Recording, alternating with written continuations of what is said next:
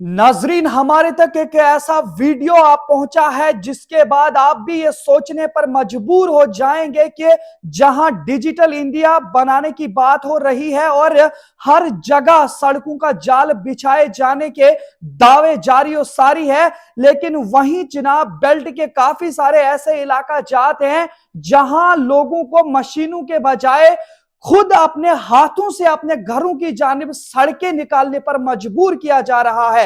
इस सिलसिले में हमारे तक जो वीडियो पहुंचा है, पहले आप वो वीडियो देखें, उसके बाद हम आपके साथ मजीद वार्तालाप करेंगे। जब हम डीसी विशेषपाल महाजन साहब के पास गए जी, हमारा एक डिपुटेशन उसके पास गया, उन्होंने ये बताया कि आपका डीडीसी महाराज मलिक बदतमीज है।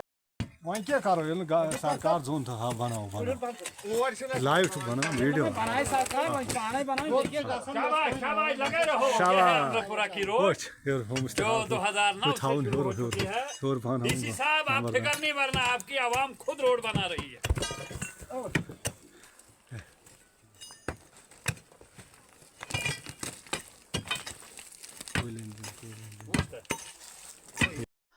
जी हाँ नाजरीन, तो ये वीडियो आपने देखा जिसमें साफ तौर पर कुछ इलाके के लोग खुद ही अपने इलाकों की तरफ सड़क बनाने का काम अपने हाथों से कर रहे हैं, जहां पे मशीनें खड़ी हैं, लेकिन इंसान अपनी ताकत के बलबूते पर अपने इलाके की जानिब रोड पहुंचाने की कोशिश कर रहे हैं, क्योंकि उन्हें रोड की सख्त जरूरत है। हमारे साथ इस वक्त उस इलाके से जाकिर भट्ट साहब जुड़े हैं। यह पूरा मामला गुंदो भलेसा का है और उसी इलाके के डीडीसी काउंसलर महराज मलिक हैं, जहां की ये रोड हमें बताई जा रही है। इस सिलसिले में हमारे साथ जाकिर भट्ट पूरी जानकारी देंगे कि आखिर मामला वहां पर क्या है। जाकिर साहब, आपका बहुत बहुत स्वागत करता हूं अपने चैनल में। जी शुक्रिया इद्रीस साहब, आपका बहुत बहुत शुक्रिया कि आपने वक्त दिया बात करने का। जी जाकिर साहब, मैं आपसे ये जानकारी लेने की कोशिश करूंगा, जो ये वीडियो हम तक पहुंचा है इसके बारे में आप हमारे नाजरीन को बताइए कि ये वीडियो कहां का है, कौन सा इलाका है, कौन सी तहसील और कौन से जिले के अंदर ये चीजें हो रही हैं।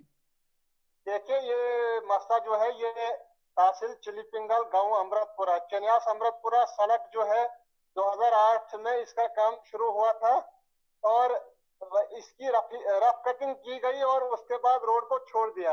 तो उसके बाद आवाम ने जितने डीसी साहिबान जिला डोडा में आए सब तक मतलब सभी डीसी साहिबान तक आवाम गई पहुंची और बात अपनी पहुंचाई, किसी ने आज तक ये बात नहीं सुनी।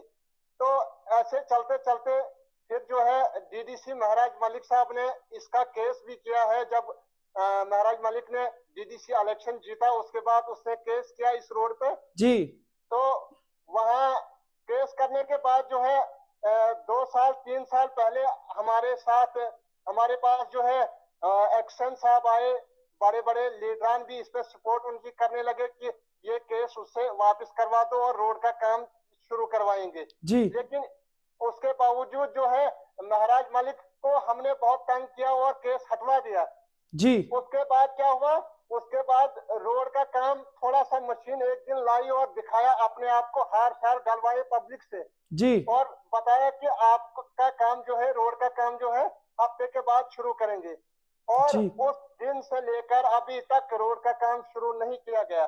उसके बाद जब हम डीसी विशेषपाल महाजन साहब के पास गए जी, हमारा एक डिपुटेशन उसके पास गया, उन्होंने ये बताया कि आपका डीडीसी महाराज मलिक बदतमीज है जी। तो इसीलिए आपके वहां के काम नहीं हो पाते हैं जी। तो आवाम ने जो है महाराज मलिक की खिलाफत की, बताया कि हम महाराज मलिक को वोट तक नहीं करेंगे, सपोर्ट भी नहीं करेंगे, अगर आप हमारा काम करोगे जी। तो हम वैसे बदतमीज लोगों को अगले साल मतलब अगले प्लान में धकेल देंगे जी। तो उसके बाद उन्होंने बताया कि 1 हफ्ते तक जो है 5 सितंबर तक जो है आपकी रोड का काम शुरू हो जाएगा। लेकिन अफसोस की बात है, विशेषपाल महाजन जब 5 सितंबर फिर से उसके साथ राब्ता किया जाता है, बताया गया डीसी साहब के द्वारा कि इस रोड पे जो है काम नहीं लगेगा, ये किसी खाते में नहीं है, ये प्रोजेक्ट किसी खाते में नहीं है जी। अगर ये प्रोजेक्ट किसी खाते में नहीं है, ठेकेदारों ने बिल निकाल लिए, वो किस खाते से बिल निकले और जो रफ कटिंग हुई रोड की जी। वो किस स्कीम के तहत प्रोजेक्ट हुई, कैसे हुआ, क्या हुआ।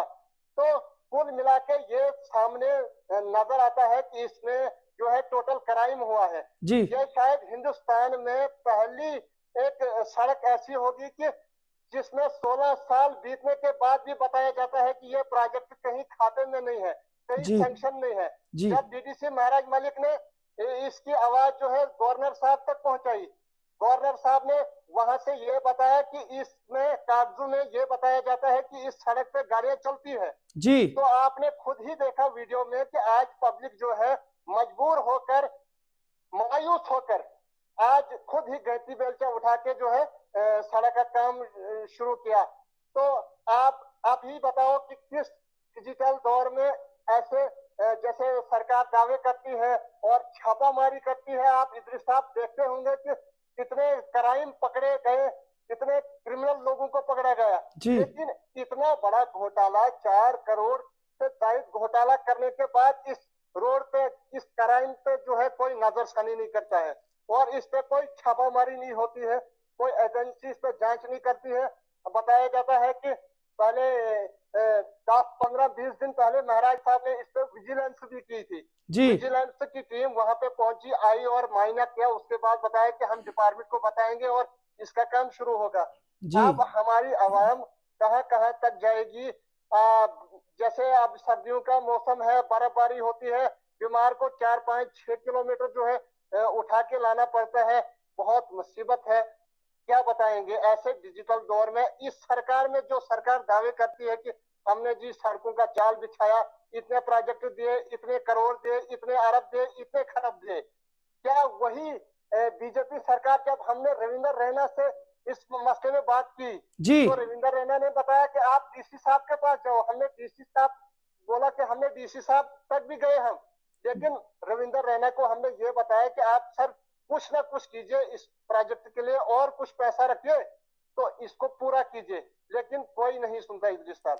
आप मुझे ये बताइए, ये कितने किलोमीटर रोड है? ये 5 किलोमीटर रोड है, चनियास टू अमृतपुर है। तो आप मुझे ये बताइए, लोगों को कितना टीले की जानिब सफर करना पड़ता है?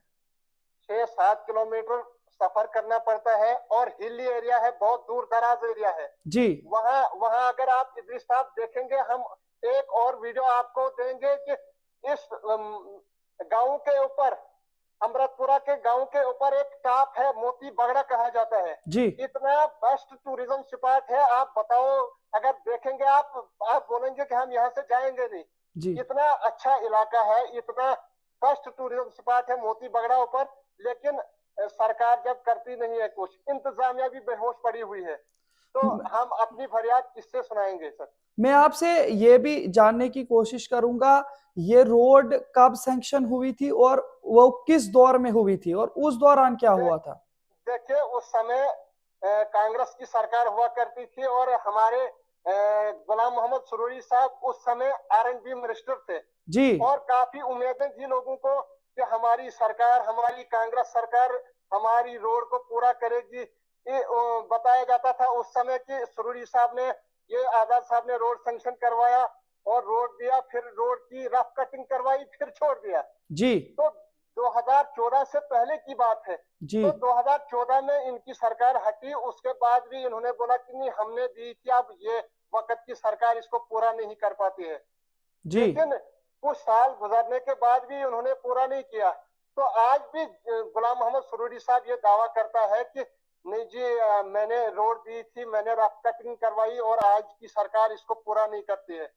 हमारी नजरों में सभी कसूरवार है इसमें। उस वक्त गुलाम मोहम्मद सुरूरी साहब R&B मंत्री थे और उसके भाई असलम सुरूरी और ठेकेदारों के चेयरमैन थे। जी क्या उस समय ये पूरा नहीं हो सकता? अब सभी दावे करते हैं कि अब उसका कसूर है, इसका कसूर है। हमारी नजरों में सभी कसूरवार लोग हैं ये, जितने भी शासन में आए हुए हैं। अब आप मुझे ये बताइए, जो मौजूदा डीसी डोडा हरविंदर साहब हैं या इस वक्त के जो LG हैं, उनकी जानिब आपके इलाके के लोगों की क्या गुजारिश रहेगी? देखिए, हमारी गुजारिश है, यही गुजारिश है हमारी कि अगर पुराने को छोड़ दीजिए, चाहे उसमें केस चलता हो, कुछ भी हो, लेकिन हमारी यही डीसी साहब से और LG साहब से यही गुजारिश है कि अगर कुछ थोड़ा बहुत 20-30 लाख रुपया देते तो हमारी रोड जो है गांव तक पहुंच जाती, हमारे लोगों को सहूलियत होती। बहुत परेशान लोग हैं, बहुत दूर दराज एरिया है, हिली एरिया है, यहाँ कोई किसी की नहीं सुनता है। राशन उठा के लाना पड़ता है 4-5 किलोमीटर और बीमार को उठा के लाना पड़ता है, बहुत ही मुसीबत है यहाँ। तो हम यही गुजारिश करना चाहेंगे कि अगर एलजी साहब और डीसी साहब, हमारे हरविंदर सिंह जी बहुत अच्छे डीसी हैं, जब नए नए आए थे बहुत खड्डे खुड्डे भर दिए थे, बहुत खुश हुई थी आवाम जिला डोडा की कि अब नए डीसी साहब बहुत कुछ करने वाले हैं। आज डीसी साहब हरविंदर सिंह जी भद्रवाह का दौरा करते हैं दिन पर दिन, यहाँ टूरिज्म स्पॉट बहुत अच्छा है। अगर हरविंदर साहब अगर वहाँ की तरफ भी नजर मारते, भलेसा की तरफ, भलेसा एक बहुत ही अच्छा एरिया है, अगर ऊपर टॉप की तरफ देखेंगे, जाएंगे, विजिट करेंगे तो वहां भी टूरिज्म स्पॉट बहुत अच्छे हैं। सिर्फ उनको मैप पे लाना, टूरिज्म मैप पे लाना बहुत जरूरी है। जी, बहुत शुक्रिया।